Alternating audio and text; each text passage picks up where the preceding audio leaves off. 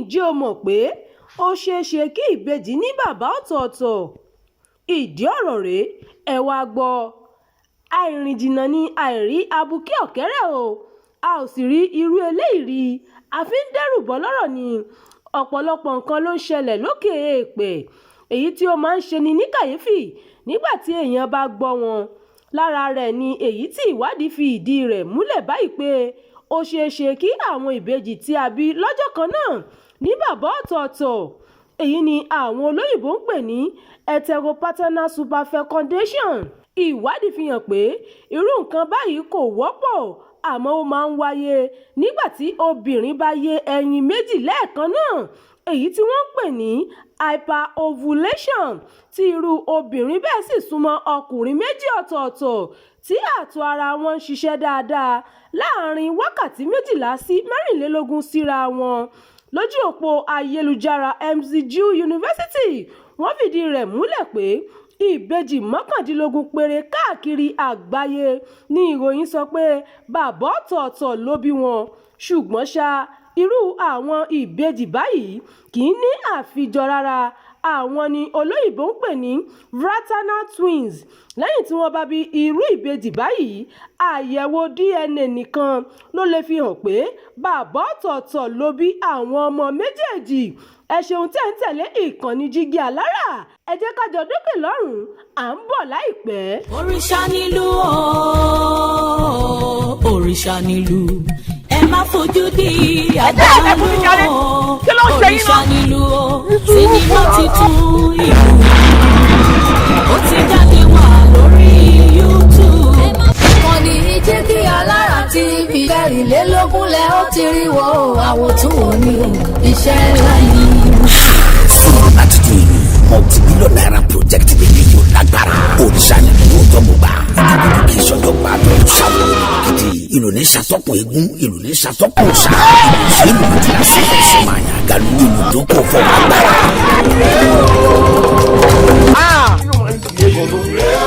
O lè jẹ́ láì ṣépè fún yọ̀ ni. Wọ́n ló dúró lóko. Ọ̀bẹ̀rẹ̀ lóko. Ọ̀bẹ̀rẹ̀ ìdíje àkókò lójúde òkú adébáfún àjùmọ̀lá gbẹ̀nà tí ó dolóko láì bá tán.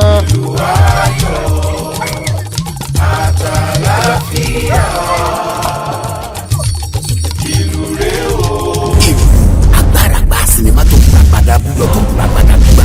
Ó fún lọ́nà láfojú ó yà pẹ́ẹ́gẹ́dẹ́. Ìwọ̀nba ni yẹn ń gbóná mọ́ láì ṣọ́ka. Olówó ayé rọra lànà kókó fẹ́fẹ́. Káyọ̀ ọmọ tìbí ọmọ mú wa ni o. Sinimá titun ìlú ká tó parí ẹ̀ ní lókèsàn ojú rí tó. Ẹ̀gá tá a sọ fún yẹ. Owó gbowó la ná lórí ẹ̀. Adéọmọ Bankole. Aláṣẹ àfúndarí iléeṣẹ́ Jígí Alára ẹlẹ́kẹ̀rìnlélógún ni executive producer pẹ̀lú co-producer Yèyé Rosodika. Níyà Adédayọ̀ Age pẹ̀lú Adébáyọ̀ Jẹ̀lílì Piccolo ló direct yẹ. Starring Akin Lewis, Yèyé Rosodika, Taofik Adéwálé Dìgbòlùjà, Babátúndé Báńgbọ́dẹ Fọ́kọ́kọ́, Taofik Salami Mondusi, Òkìkí Ọ̀ṣìjọ́mọ́lẹ̀, Ìyákú Ègbé, John Odika, Ológbòjò, Muromúbọ̀làwà, Tọ́wọ́ ń dùn àti bẹ́ẹ̀ bẹ́ẹ̀ lọ. Nínú sinimá ńlá ìta pé àkọlé ẹ̀ ní ìlú. Subtitled in English. Apá kìíní ẹ̀ máa jáde kásàgbà sórí YouTube lọ́jọ́ Wednesday September 24 ọdún yìí. Nígbà tá pákéjì ẹ̀ máa jáde lọ́jọ́ Friday October 24 ọdún yìí bákan náà. Ẹ̀kúnkún mẹ́rin tẹ̀ ní ìkànnì Jígí Alára /TV. Ilé ara ní Jígí Alára. Ojúmọ́ kan ara kan ni gbogbo bá ṣe ń jí dára.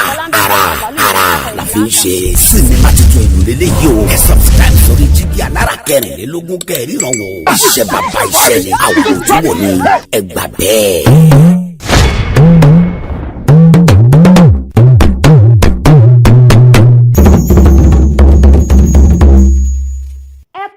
Padà ìkànnì Jígí Alára náà lẹ ṣì ń gbọ́ lọ́wọ́. Ìkànnì 24 tó fi ìkàlẹ̀ sí ìlú Ìbàdàn ìpínlẹ̀ Ọ̀yọ́. Èyí ni ìròyìn tó kàn. Òpó ṣọ́ọ̀ṣì wó lulẹ̀, èèyàn 30 jáde láyé, ọ̀pọ̀lọpọ̀ èèyàn farapa. Kò dín ní 30 èèyàn tó pàdánù ẹ̀mí wọn, táwọn tó lé ní 200 èèyàn míì sì farapa lẹ́yìn tí òpó ilé ìjọsìn kan wó lulẹ̀ lórílẹ̀‐èdè Ethiopia. Ọlọ́pàá ìsìpẹ̀ǹkìtò kan Ahmed Gebeyehu ṣàlàyé pé ẹgbẹẹgbẹ̀rún àwọn olùjọ́sìn ló péjọ sí ṣọ́ọ̀ṣì Arati Maria lówùúrọ̀ kùtù nígbà tí apá kan ilé ìjọsìn náà ṣàdédé wó lulẹ̀. àwọn èèyàn náà lọ sí ilé ìjọsìn ọ̀hún tó wà láàrin gbùngbùn ẹkùn Minjar Shekonara tí kò ju 50 kìlómítà lọ sí Addis Ababa tí ṣe olú ìlú Ethiopia fún ayẹyẹ Màríà mímọ́ tó máa ń wáyé lọ́dọọdún. Ọ̀gbẹ́ni Ahmad sọ pé ó ṣeéṣe kí àwọn èèyàn tó kú pọ̀ sí i. Ó fi kún ọ̀rọ̀ rẹ̀ wípé ọ̀pọ̀ èèyàn tó kú ní ọjọ́ orí wọn bẹ̀rẹ̀ láti ọdún 15 sí 100 ọdún. Ìgbìmọ̀ aláṣẹ ẹsẹ̀ kùkú sọ pé ọ̀pọ̀ èèyàn sì wà lábẹ́ ilé tó wó àti pé iṣẹ́ ìdóòlẹ̀mí ṣì ń lọ lọ́wọ́. Àwọn oṣojú mi kòró ni lójijì ní ìṣẹ̀lẹ̀ ọ̀hún ṣẹlẹ̀ tí ìbẹ̀rùbojo sì gbalẹ̀ ní ṣọ́ọ̀ṣì náà. Apá kan ṣọ́ọ̀ṣì náà ya lulẹ̀, ìró ńlá tó bani lẹ́rù sọ sókè bí apá ṣọ́ọ̀ṣì náà ti dà wó. Oṣojú mi kòró ló sọ bẹ́ẹ̀. Wọ́n ti kó ọ̀pọ̀ àwọn èèyàn tó farapa lọ sí ilé ìwòsàn fún ìtọ́jú ní Addis Ababa. Ìjọba Ethiopia ti ránṣẹ́ ìbánikẹ́dùn sáwọn ẹbí àwọn èèyàn tó farakásá níbi ìṣẹ̀lẹ̀ ọ̀hún.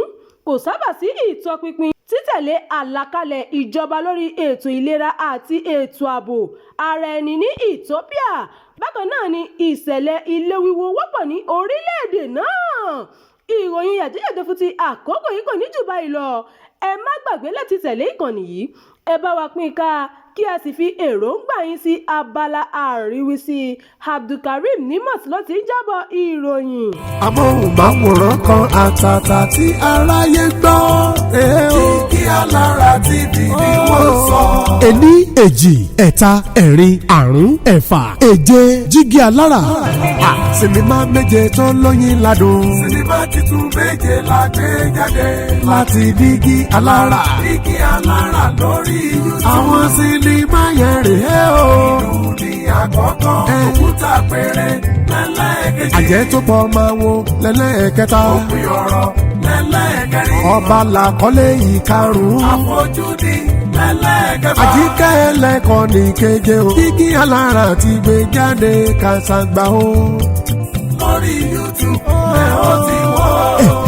Àwọn akọkọlùkọ lóyin ládùn rọ̀ wọ́n pàtòkè tilẹ̀ sinimá méje tá a gbé jáde rèé látọwọ́ Jígí Alára lórí YouTube. Ìlú làkọ́lé alákọ̀ọ́kọ́ Jígí Alára àti Rose Odika ni co-producer. Òkúta àpèrè lẹ́lẹ́ẹ̀kejì Jígí Alára gangan fúnra ẹ̀ ló produce. Àjẹ́ tó pa máa wo lẹ́lẹ́ẹ̀kẹta Jígí Alára àti Lélo Wówà ni co-producer. Òpin ọ̀rọ̀ lẹ́lẹ́ẹ̀kẹrin Fatai Karim àti Jígí Alára ló jọ producer. Ọba lẹ́lẹ́ẹ̀karùn-ún Tampan Ìdó local government àti Jígí Alára ló jọ pawọ́pọ̀ láti ṣe. Àfojúdi lẹ́lẹ́ẹ̀kẹfà Latif Quadri àti Jígí Alára ni co-producer àti ẹ̀ náà. Àjíkẹ́ ẹlẹ́kọ̀ọ́ ni sinimá ẹlẹ́ẹ̀keje Unity Caucus àti Jígí Alára ni co-producer. Àwọn Nollywood superstars ló kópa nínú àwọn sinimá yìí. Ẹ máa gbádùn gbogbo àwọn sinimá méjèèje. Ìlú, Òkúta àpèrè, Àjẹ́ tó pọ̀ máa wo, Òpin ọ̀rọ̀, Ọba, Àfojúdi, Àjíkẹ́ ẹlẹ́kọ̀ọ́. Àwọn sinimá méjèèje yìí ní kẹ́ ló máa wò lórí YouTube tó jẹ́ ti Jígí Alára. Adéọmọdé ni executive producer àwọn sinimá wọ̀nyí. Kò sí àṣàdànù ń bẹ o. Ẹ kún ti mọ̀ pé gbogbo àwọn sinimá wa ló máa ń stand out yàtọ̀. Jígí Alára ní kẹ́ subscribe sí o. Ẹ download, ẹ share, ẹ like. Tẹ́ ẹ bá ti ń wo gbogbo ẹ̀ lẹ́ ó gbà wípé ó kọjá àfẹnuròyìn. Jígí Alára ni bàbá gbogbo wọn. Jígí Alára ti gbé jáde Kàṣàgbà o. Lórí YouTube ẹ ó ti wọ́.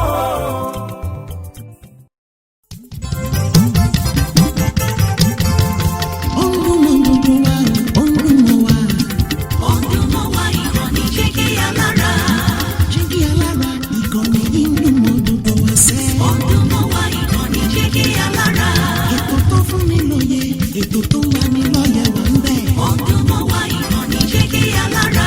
Ìròyìn lóríṣiríṣi tàbí mọ́ bó ṣe ń lọ láwùjọ. Ọdún mọ́ wá ìkànnì Jígí Alára. Ìkànnì Jígí Alára. Jígí Alára.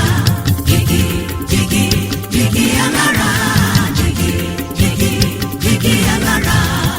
Ìkànnì Jígí Alára 24 bàbá gbogbo wọn.